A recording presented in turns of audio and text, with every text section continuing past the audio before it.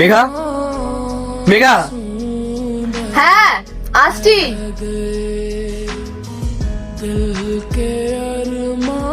তোমার বাবা মা কি পাগল হয়ে গেছে নাকি? একটু আগে আমাকে কল করে বললো ওনারা নাকি রাস্তায় আছেন, আমাদের বাড়িতে আসছেন। আমাকে ফোন করে আমাদের বাড়ির অ্যাড্রেস কনফার্ম করলেন। ওনারা নাকি আমাদের বাড়িতে শিফট হচ্ছেন। ওনাদের মাথা ঠিক আছে তো? আসলে রাহুল, দাদা না বাবা মাকে ওদের সাথে রাখতে চাইছে না। কি বলতো, বৌদি নাকি খুব ঝামেলা করছে, তাই আমি ওনাদেরকে বললাম আমার এখানে চলে আসতে। সেই কারণেই বোধহয় বাবা মা তোমাকে কল করেছিল অ্যাড্রেসটা কনফার্ম করার জন্য। কি বলতো, ওদেরও তো বয়স হচ্ছে, ঠিক করে হয়তো চিনতে পারছে না।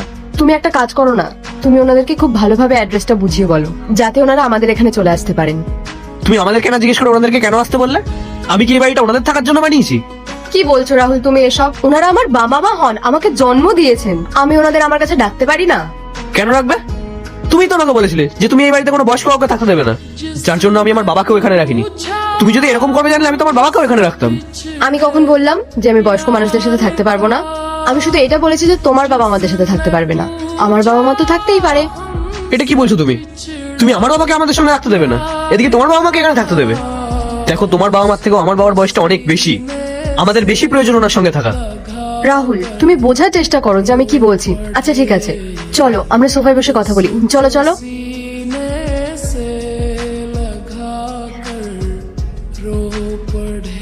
বসো রাহুল, আমি তোমার জন্য কফি বানিয়ে দেবো, তুমি এত রাগ করো না।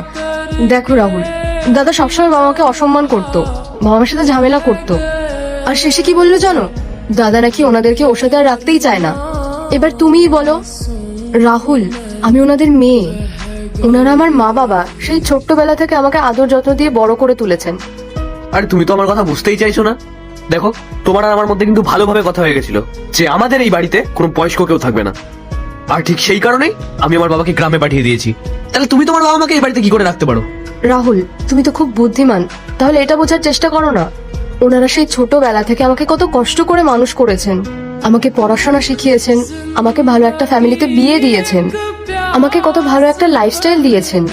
আর আজ যখন ওনাদের হেল্পের প্রয়োজন, তখন কি আমি ওনাদের জন্য এইটুকু করতে পারবো না? মেঘা, এখানে বোঝার কি আছে? তুমি যেমন আমার বাবার সাথে এক বাড়িতে থাকতে চাও না, ঠিক তেমনই আমিও তোমার বাবা মার সঙ্গে থাকতে চাই না। আর তাছাড়া এই রুলসটা তো তুমিই বানিয়েছিলে। তাহলে তাহলে আজকে তুমি কেন এই রুলসটা ব্রেক করছো?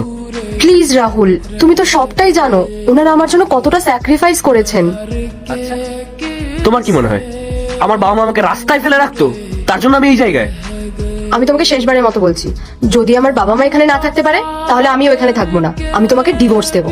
ডিভোর্স? পার্ট 2 দেখতে সাবস্ক্রাইব করুন অপর্ণা শহর 9.6।